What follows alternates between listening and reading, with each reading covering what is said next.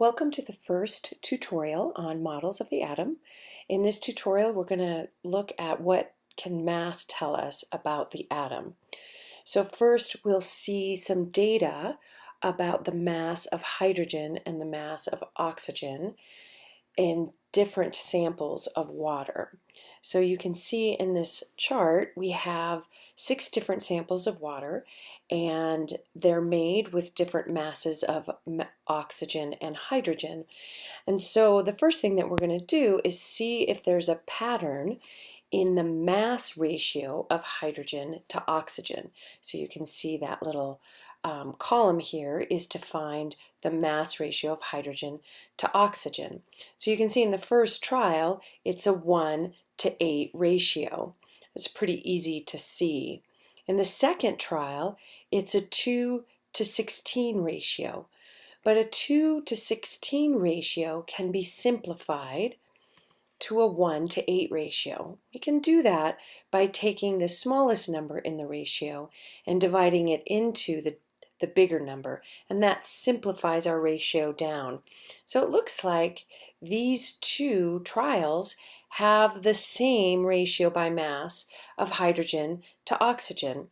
So why don't you pause for a moment and see if the pattern persists in the other trials, in the other samples of water. Come back to the video when you have completed the table. Welcome back to the video. You can see that in all of these, the ratio simplifies down to a 1:8 ratio. And that's an interesting thing. And it turns out that no matter where a compound is found or how it is formed, it will always contain the same elements in the same mass ratio, no matter where. And this pattern is true for all known compounds. So back in the early 18th century, experiments like this were happening all over, and the same results were found. So when we see that something is true over and over and over again, for example, mass is conserved in physical and chemical changes, we see that over and over and over. Therefore, we call it a law of conservation of mass. It's a pattern that we see, and it's always true.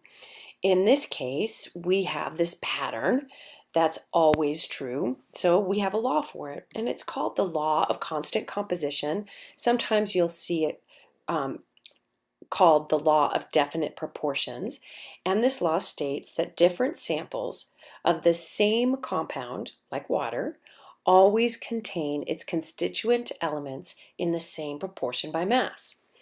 So that's true for all compounds, no matter what compound it is.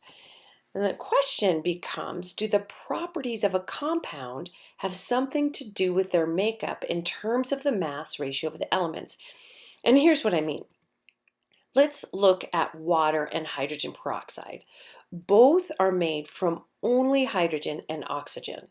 So let's just compare their properties and see if there's some sort of pattern in the mass ratios of the oxygen and the hydrogen in these compounds.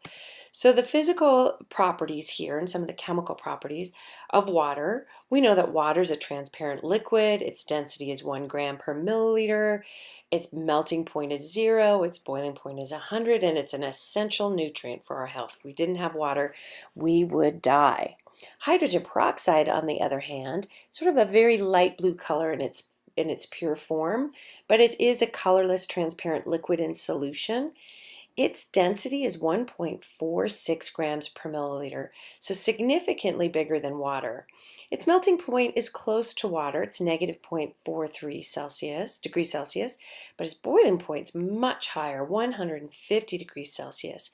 And hydrogen peroxide is actually toxic in high doses. So in your body, for example, hydrogen peroxide is a byproduct of some biochemical reactions, and there's an enzyme called catalase in your body that actually breaks down the hydrogen peroxide so it doesn't build up in your body. So these are two compounds made from hydrogen and oxygen only, but they have significantly different properties. So the question becomes, what might account for these differences in properties? So let's recall that water was made up of hydrogen and oxygen in a 1:8 mass ratio. So maybe we should figure out what the mass ratio of hydrogen to oxygen is in hydrogen peroxide. So here's our chart with different samples of hydrogen peroxide, so very similar to what we did with water. So why don't you pause this video and fill out the chart. Recall that we're finding the mass ratio of hydrogen to oxygen. So in the first one it's easy, 1:16, but see what you can do and fill in this chart and come back to the video when you're done and check your answers. Welcome back to the video. In all of these, we have found that the ratio is a 1:16 ratio of hydrogen to oxygen. So what can we conclude about these ratios? Let's put them here sort of summarizing. The ratio by mass of hydrogen to oxygen in water is 1:8, and in hydrogen peroxide it's 1:16. Notice that in this example, the mass of the hydrogen is fixed. It's 1 in water and it's 1 in hydrogen peroxide. So now the question is, let's look at the ratio of the oxygen in water and the oxygen in hydrogen peroxide and see if there's some sort of pattern that emerges. And if we look at this, the ratio of oxygen in water to oxygen in hydrogen peroxide is 8:16, which can be simplified to a 1:2 ratio simply by dividing 16 by 8. This is a simple whole number ratio. So of course, I want more data. I want to look at another set of compounds with a different, these look like it could be just by chance that these are nice, easy whole number ratios. So let's look at something that's a little bit more complex and see what happens. So we're going to look at 3 gases that contain only nitrogen and oxygen. And the first gas is nitric oxide. It's actually a product of combustion of fossil fuels in jets and in cars.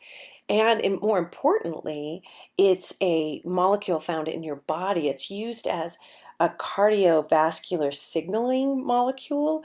It was actually the molecule of the year in, I think, 1992. So it's a very important biochemical molecule.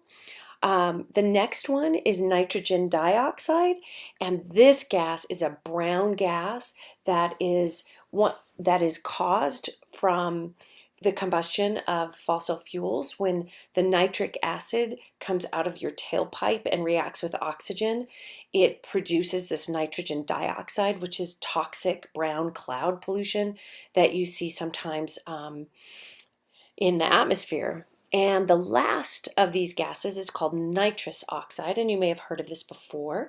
It's used in dentist's office. It's an anesthetic that will usually put you to sleep. Sometimes it's called laughing gas.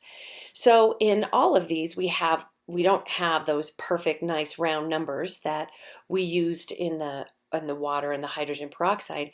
Here we have in nitric oxide, we have a 1 to 1.142264. Actually continues on, but I just left it to five or 6 decimal places just to be a little clear that this is not a perfect ratio at all in any of these. So, but I want to make one thing very clear, is that if you noticed, we're fixing the nitrogen at 1. And the question then is that we want to find in this column is, what is the ratio of the mass of the oxygen in each of these? So given that we're fixing the nitrogen at 1, what is the ratio here? And in order to find this, we are going to divide each of the masses of oxygen by the smallest mass of oxygen. So if we look at all the masses of oxygen, 1.1, 2.2, 0.57, 0.571136 is the smallest mass of oxygen. So I'm going to take the first mass of oxygen and divide it by the smallest mass of oxygen to see what I find. If you have a calculator handy, you'll realize that you have, it's 2. It's exactly 2, which is kind of interesting. So why don't you pause the video here and see if you can come up with the ratios in or the mass of oxygen in the nitrogen dioxide and the nitrous oxide. Welcome back to the video. You'll see that when you divide 2.284528 by our smallest mass, we get 4. And of course, 0.57 divided by 0.57 is 1. So suddenly we look at these very complicated numbers, and the ratio of the oxygen when we keep the nitrogen fixed is 2 to 4 to 1. Simple whole number ratio. This is interesting. It turns out that this pattern is always true. So of course we have a law. And this law is called the law of multiple proportions.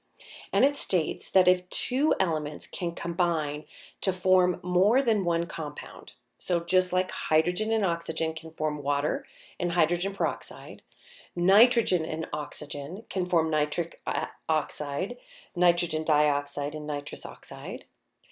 The mass of one element that combines with a fixed mass of the other element are in whole number ratios.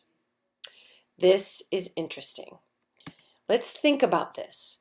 Whole number ratios. What are whole numbers used for?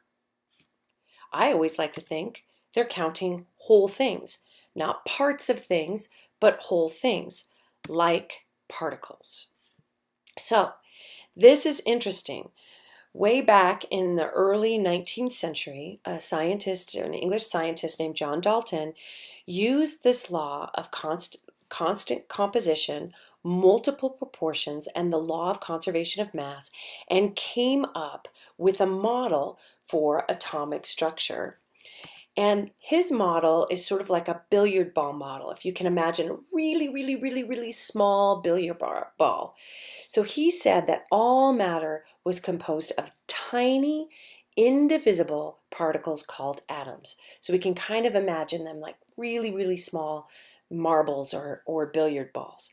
And these atoms of the same element are somehow exactly the same. And atoms of different elements are somehow different.